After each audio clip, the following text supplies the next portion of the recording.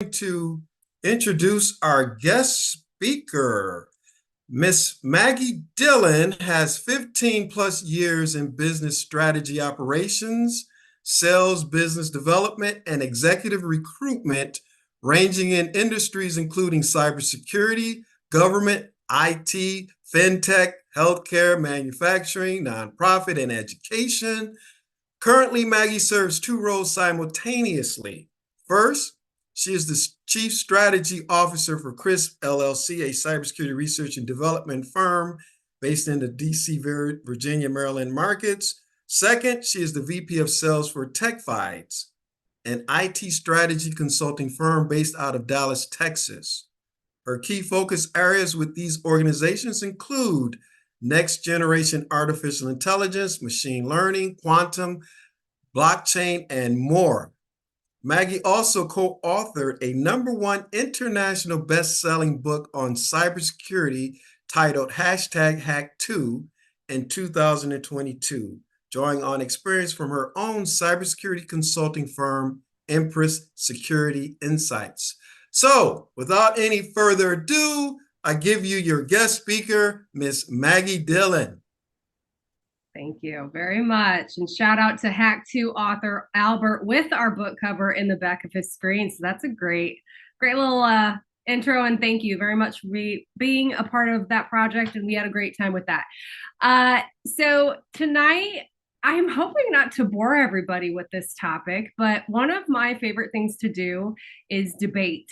And something I always have said about debating, and especially when you're talking about ethics, is you can't win with emotions. You can only win with the facts. So, really good way to talk about something that does come into play, especially a lot of government work that I've been working on over the years. I actually started out with Lockheed Martin and got my first taste at federal contracting, and working in that space, especially being the largest DoD contracting company at the time. We were working with the VA during the highest peak of the backlog. This was, I'm not going to say what year, but it was a ways back. And through that process, we really had to focus on our ethics and follow standards, regulations, governances, compliance. And so Arnold had actually asked me to potentially take a look at an act that was implemented in 2001. We're going to go way back in time. For those of you that were still in high school like myself, I was actually still in high school and freshman in high school that year. And tonight we're going to talk about the Cybersecurity Enhancement Act of 2001, and we're going to debunk it. So this is going to get a little boring, bear with me, but this is good stuff. If you aren't familiar, the House Judiciary Subcommittee on Crime held hearings on the Cybersecurity Enhancement Act of 2001, also known as the CSEA, which included provisions designed to improve the federal government's ability to protect national infrastructure and computer systems. The act was then referred to the Judiciary Committee later that month. The House, in my opinion, should not allow the bill to become law without an important amendment. Although the Act's protections are valuable, it gives the government agencies much broader authority than currently exists to obtain a citizen's emails or electronic communications, and does so in a way that it's far too destructive to individual privacy.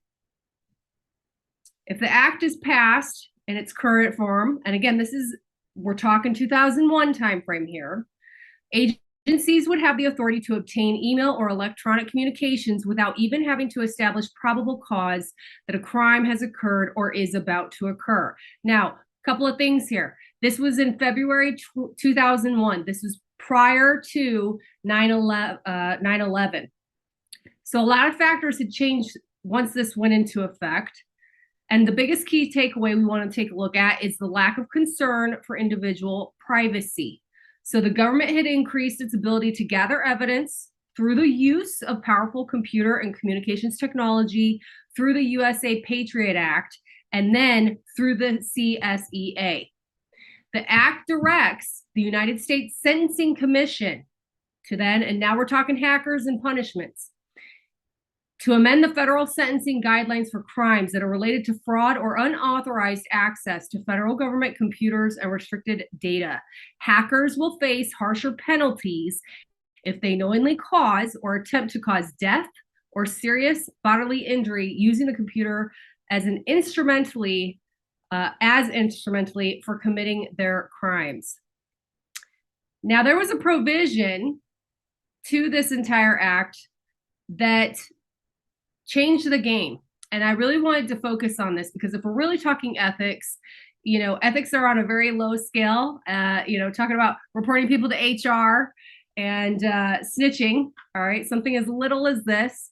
I actually was in human resources at the beginning of my career. We had a lot of what I would consider very little things that we had to report constantly. People were getting fired over.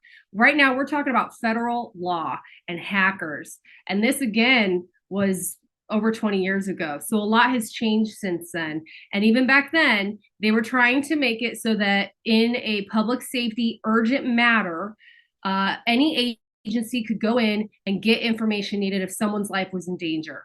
However, Section 102 really talked about provisions sounding non-controversial until that Section 102. The section would then allow ISPs that store records of our electronic communications, including email and online transactions, to make emergency disclosures to those records to a government entity as long as those disclosures were made in good faith. Good faith. I love those terms, right? It's just kind of broad. I don't know. So then we go on and we look at, well, how could this act allow wide disclosure on personal communications? Well, it's a little thing called probable cause.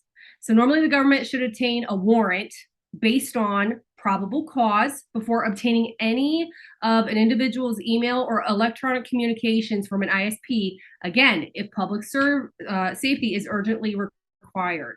However, Section 102 to this act would broaden the U.S. Patriot Act's exception in a way that would allow for more frequent disclosures of sensitive communications without any court oversight or notice to subscribers.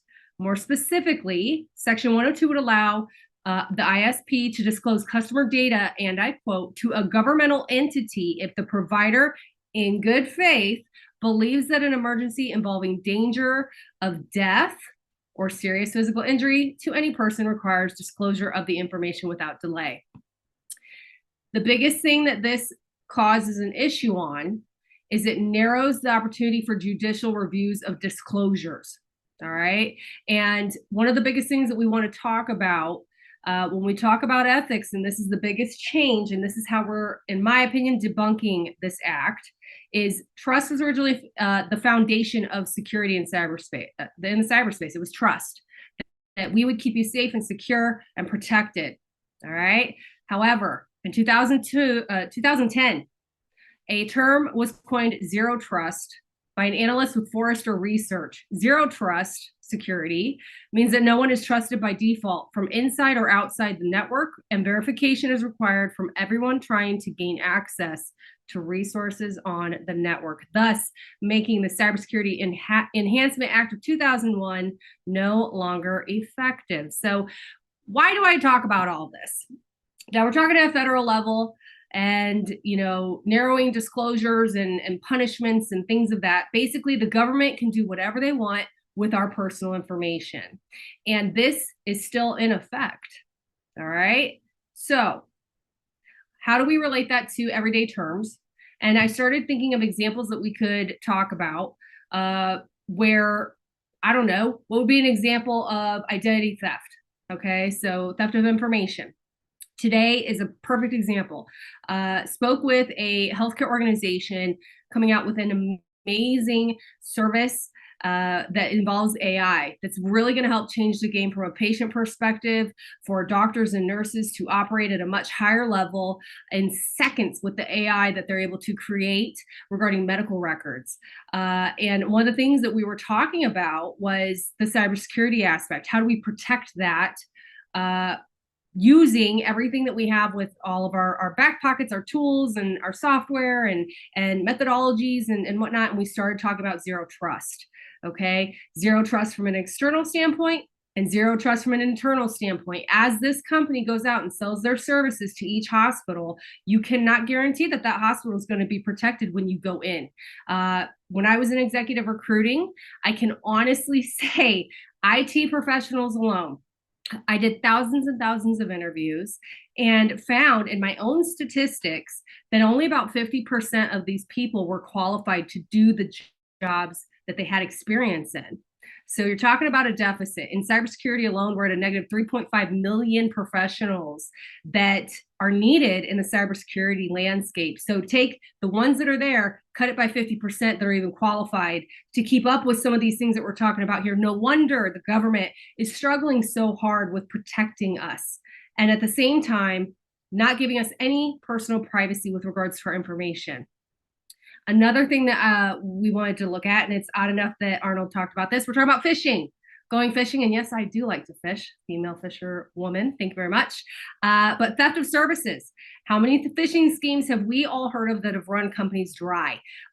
You had a better one today, but one of the ones that I know personally that happened was luckily they were not my client at the time, but a large Canadian grocery empire had several locations in 2 different countries. And one of their top executives skipped their cybersecurity training and ended up opening a phishing email. They lost 85 million. The entire chain went under, aside from only a few stores. So when we start talking about ethics, why is it so important? Is it fun to learn about all the time? No. Maybe that's why Mr. Webster brought me on, because I'm a little smarty pants. I don't know. And plus, having Albert here is great too.